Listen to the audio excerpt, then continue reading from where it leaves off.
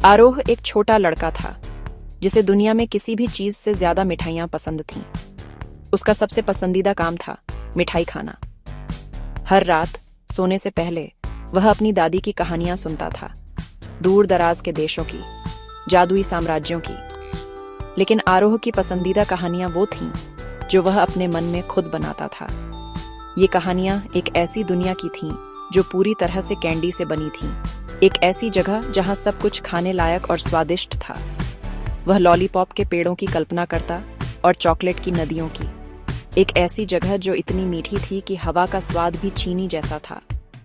यह उसकी गुप्त खुशहाल जगह थी और वह बहुत चाहता था कि काश वह एक बार वहां जा पाता। उसकी माँ अक्सर कहती, आरो इतना मीठा मत खाओ, तुम्हारे दांतों में दर्द होगा। लेकिन आरो हंसकर कहता, मम्मा मेरी सपनों की दुनिया में तो टूथपेस्ट भी मिंट फ्लेवर वाली कैंडी है। उसकी स्टडी टेबल पर एक बड़ा जार था जो रंग बिरंगी कैंडीज, चमकीले रैपर्स और छोटी छोटी चॉकलेट्स से भरा था। ये जार उसके लिए एक खजाने जैसा था। वह उसे देखता और खुली आंखों से सपने देखता, पिघली हुई चॉकलेट के पूल में कूदने की कल्पना करता या फिर सख्त मिठाइयों से बने पहाड़ पर चढ़ने की। उसकी कल्पना ही उसका सबसे बड़ा खेल का मैदान थी, जहां नामुमकिन चीजें भी आम लगती थीं। एक बरसात की दोपहर खिड़की के शीशे पर दौड़ती बारिश की बूंदों को देखते देखते उसे नींद आने लगी। उसे नींद आ रही थी। उसने अपनी पसंदीदा घुमावदार रेनबो लॉलीपॉप कसकर पकड़ ली। उसने अपनी आंखें बंद की और अपनी कैंडी की दुनिया के बारे में सोचा। उसने पूरे दिल से कामना की, प्लीज प्लीज प्लीज मुझे वहाँ ले चलो। धीरे धीरे आरोह ने अपनी आंखें खोलीं। वह अब अपने कमरे में नहीं था। खिड़की, बिस्तर, उसके खिलौने, ठीक सामने एक बहुत बड़ा शानदार दरवाजा खड़ा था। यह दरवाजा आम नहीं था। वह जिंजर ब्रेड का बना था, जिसमें एक चमकदार लाल कैंडी केन नॉब, फ्रेम पर स्प्रिंकल्स और छोटे छोटे चमकते चीनी के क्रिस्टल लगे थे। उसने उसे छुआ। वह गर्म और मसालेदार था। उसने एक छोटा सा टुकड़ा चखा। उसका स्वाद लाजवाब था। एक काले और सफेद चेकर वाला चॉकलेट का रास्ता दरवाजे तक जाता था, जिसके दोनों तरफ लाल जेली बीन की झाड़ियां थीं।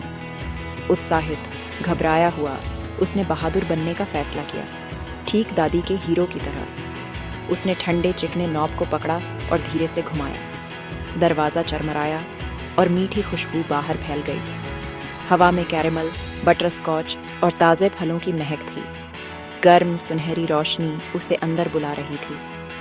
दिल ढोल की तरह धड़क रहा था। उसने अंदर झांका, हैरान। यह उसकी कैंडी की दुनिया थी। बिना सोचे समझे वह अंदर चला गया। जिंजर ब्रेड का दरवाजा घूमकर बंद हो गया और गायब हो गया। वह हंसा, मैं सच में कैंडी लैंड में आ गया। अंदर की दुनिया रंगों और मिठाइयों का एक लुभावना नजारा थी। उसके पैरों के नीचे नरम स्पंजी चॉकलेट केक था। बड़ी बड़ी लॉलीपॉप्स ऊंचे पेड़ों की तरह उगी हुई थीं, जिनके घुमावदार सिरे इंद्रधनुषी रंगों के थे। हल्के नीले आसमान में रुई जैसी कॉटन कैंडी के बादल तैर रहे थे।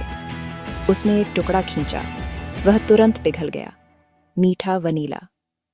एक गाढ़ी मलाईदार चॉकलेट की नदी बह रही थी, जिसमें छोटी छोटी वेफर की नावें तैर रही थीं। वह चला। उसके पैर धीरे धीरे ढंस रहे थे। चॉकलेट स्टिक की छाल और मिंट कैंडी के पत्तों वाले पेड़ों के पास से गुजरा। छोटे छोटे झाड़ू जैसे पेड़ थे, जिन पर रंग बिरंगे जेम्स लगे हुए थे। दूर वनीला और स्ट्रॉबेरी आइसक्रीम के पहाड़ खड़े थे, जिनकी ढलानों से कैरेमल की नदियां बह रही थीं।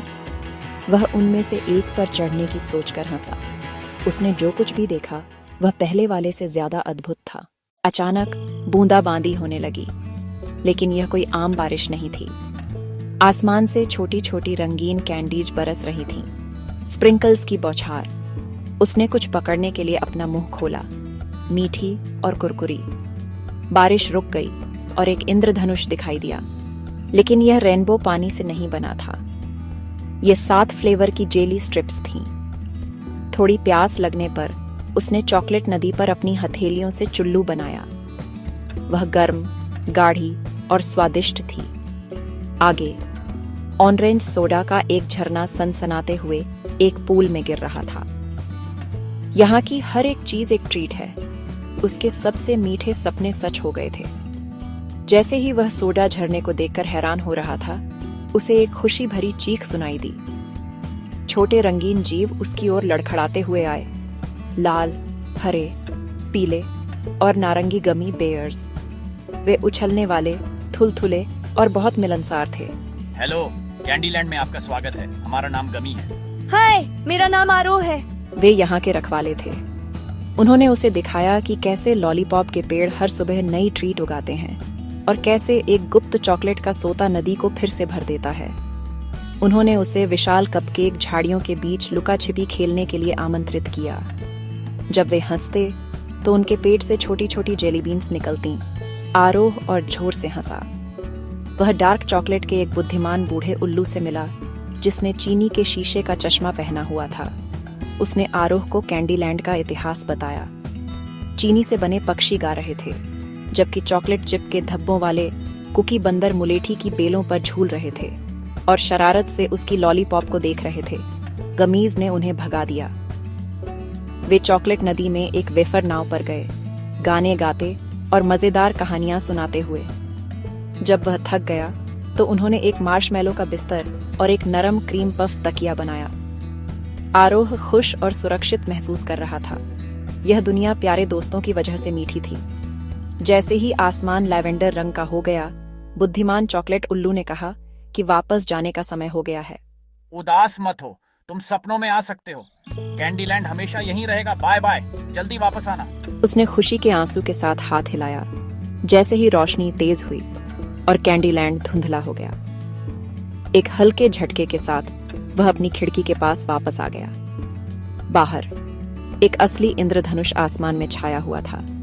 उसके हाथ में लॉलीपॉप पर एक छोटा सा रंगीन स्प्रिंकल चिपका हुआ था। क्या यह सिर्फ एक सपना था? वह मुस्कुराया।